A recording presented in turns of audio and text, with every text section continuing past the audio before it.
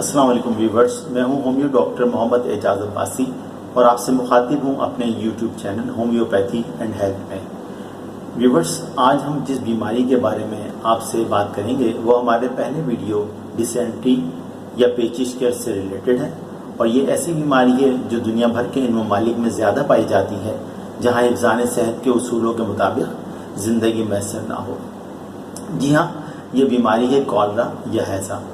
Viewers, یہ بیماری بھی گرمیوں یا مونسون کے موسم میں پھیلتی ہے جب گرمیاں ہوں اور بارشیں بھی زیادہ ہو رہی ہوں اور اس بیماری کے بارے میں لوگوں میں اویئرنیس نہ ہو۔ اگر اس بیماری کے بارے میں لوگوں میں اویئرنیس ہو تو اس سے محفوظ رہا جا سکتا ہے۔ اب ہم یہ جاننے کی کوشش کرتے ہیں کہ کالرا یا ہیضہ ہے کیا۔ ویورز، کالرا انفیکشن ایک ایسی بیماری ہے جو آلودہ پانی اور غذاؤں کے استعمال سے پھیلتی ہے، جن میں کالرا بیکٹیریا پایا جاتا ہے، اور یہ بیکٹیریا وائبرو کالری کہلاتا ہے، اور یہ کالرا انفیکٹڈ پرسن کی آنتوں میں پایا جاتا ہے اور آنتوں میں ہی پرورش پاتا ہے۔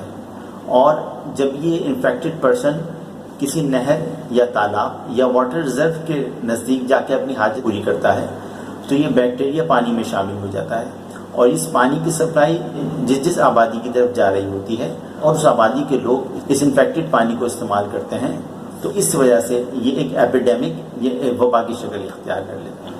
اس کے علاوہ ان علاقوں میں جہاں سیوریج اور ڈرنکنگ واٹر یعنی پینے کے پانی کی ناکافی سہولیات میسر ہوں، جہاں سیوریج یا بارش کا پانی پینے کے پانی میں شامل ہو رہا ہو، تو ان علاقوں میں بھی کالرا یا ہیضہ بہت تیزی کے ساتھ پھیلتا ہے۔ دوستوں، ہم جاننے کی کوشش کریں گے کہ کالرا یا ہیضہ کے سمٹمز کیا ہیں۔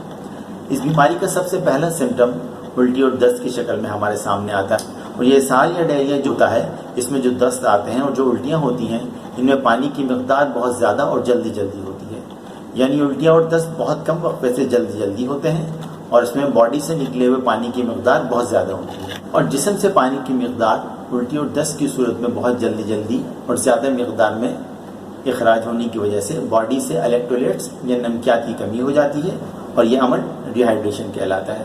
اور اسہال یا دست کا دورانیہ آدھا گھنٹہ یا 1 گھنٹہ بھی ہو سکتا ہے، اور اس ہائیڈریشن کی وجہ سے جسم ٹھنڈا ہونے لگ جاتا ہے اور ایسا محسوس ہوتا ہے کہ جیسے جسم کی جان نکل گئی۔ اور ویورز، ایک وقت ایسا بھی آتا ہے جب انسان کسی دوسرے کا سہارا لے کر اپنی حاجت کرتا ہے، اور یہ کنڈیشن سیویئر ہوتی ہے، اور اس کنڈیشن کی وجہ سے ہارٹ بیٹ بھی بڑھ سکتی ہے، اور زیادہ ڈیہائیڈریشن کی وجہ سے کریمپ یعنی مسلس میں اینٹھن یا اکڑن ہونے لگ جاتی ہے، اور جب یہ سیویئرٹی بڑھ جاتی ہے تو جسم نیلا پڑنے لگ جاتا ہے۔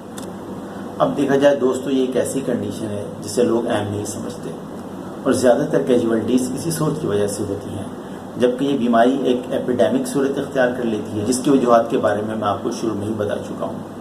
اب دیکھتے ہیں کہ اس کی پریونشن یا حفاظتی اقدامات کیا ہیں۔ ویورز، حفاظتی اقدامات بھی اس کے وہی ہیں جو ہم نے اپنی پچھلی ڈیسینٹری یعنی پیچش کی ویڈیو میں بتائے تھے، یعنی سب سے پہلے پینے کا پانی ابال کر ٹھنڈا کر کے استعمال کیا جائے، اس لیے کہ مونسون کے موسم میں پانی میں گندگی لازمی شامل ہو رہی ہوتی ہے۔ اس کے علاوہ سبزیاں اور پھل وغیرہ کو خوب اچھی طرح چھیل کر اور دھو کر استعمال کیا جائے۔ اسی طرح کھانے پینے کی اشیاء کھلی ہوئی اور باسی یا پرانی نہ ہوں۔ اس کے ساتھ اسٹریٹ وینڈر سے کھانے پینے کی اشیاء سے اوائڈ کیا جائے، اور ایسے برتن جن پر مکھیاں وغیرہ بیٹھ رہی ہوں انہیں خوب اچھی طرح دھو کر استعمال کیا جائے۔ ویورز، اب جب کہ کوئی اس بیماری سے متاثر ہو ہی گیا ہے تو فوری طور پر اس کے ٹریٹمنٹ کا بندوبست کرنا چاہیے، خواہ وہ ہومیوپیتھک ہو، ایلوپیتھک ہو، یا پھر اور کوئی اتھینٹک ٹریٹمنٹ، تاکہ آپ کا ٹریٹمنٹ مینیج کیا جا سکے۔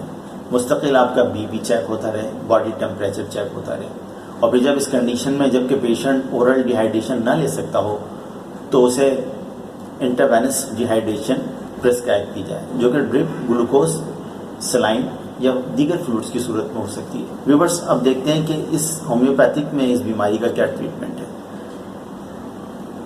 سب سے پہلے میں جس میڈیسن کا ذکر کروں گا وہ ہے بیریٹرم البم 30CH۔ یہ میڈیسن انڈیکیٹ کرتی ہے ایسے کالرا کی علامت کو جس میں الٹی ہو، موشن ہو، اور جو پانی کی طرح اور جس میں پانی کی مقدار زیادہ ہو اور جو پیلے کلر کے ہوں۔ دوسرے نمبر پر میں جس میڈیسن کا میں ذکر کروں گا وہ ہے پوڈوفائلیم 30۔ یہ کالرا میں ڈائریا یعنی دستوں میں جس میں پیٹ میں درد نہ ہو دی جاتی ہے، اور یہ پیلاہٹ ہرے کلر کے پانی والے اور تکلیف کے ساتھ ہو رہے ہوں۔ تیسرے نمبر پر جس میڈیسن کا ذکر کروں گا وہ ہے کروٹن ٹیک۔ یہ بھی کالرا کی ایک نیچرل میڈیسن ہے کہ جس میں اسٹول پاس کرنے کی جلدی جلدی خواہش ہوتی ہے، جبکہ پیٹ میں ہڑبڑاہٹ ہو، گڑگڑاہٹ ہو اور گیس ہو، اور اسٹول کے ساتھ گیس خارج ہو رہی ہو، اسٹول پاس کرنے سے پہلے درد محسوس ہوتا ہو۔ چوتھے نمبر پر جس میڈیسن کا میں ذکر کروں گا وہ ہے ایپیکاک 30۔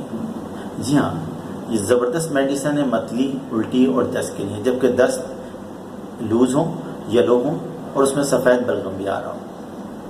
پانچویں نمبر پر جس میڈیسن کا میں ذکر کروں گا وہ ہے کیوپرامیٹ 30۔ یہ میڈیسن کالرا میں جب مسلز کریمپ ہو رہے ہوں یا اینٹھن اکڑن ہو رہی ہو دی جاتی ہے، جبکہ کریمپس لوئر لمس یا نچلے اعضاء میں ہو رہے ہوں۔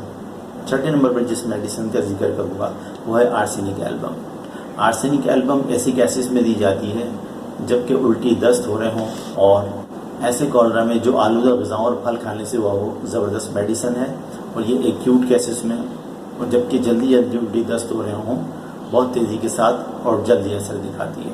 ویورز، یہ تھی کالرا اور یا ہیضہ کے بارے میں انفارمیشن اور اس کا ہومیوپیتھک ٹریٹمنٹ۔ میں اس بات کی امید کرتا ہوں کہ آج میں نے آپ سے جو انفارمیشن کالرا یا ہیضہ کے بارے میں شیئر کی ہیں اور اس کے کازز اور جو ہومیوپیتھک ٹریٹمنٹ بتایا ہے وہ یقیناً آپ کے لیے بہت زیادہ مفید ثابت ہوگا۔ میں امید کرتا ہوں کہ آپ میری اس ویڈیو کو دیگر پچھلی ویڈیوز کی طرح لائک کریں گے، شیئر کریں گے، میرے چینل کو سبسکرائب کریں گے۔ تو میرے چینل کو سبسکرائب کیجیے اور اگلے ویڈیو تک کے لیے مجھے اجازت دیجیے۔ اپنا بہت زیادہ خیال رکھیے۔ اللہ نگہبان۔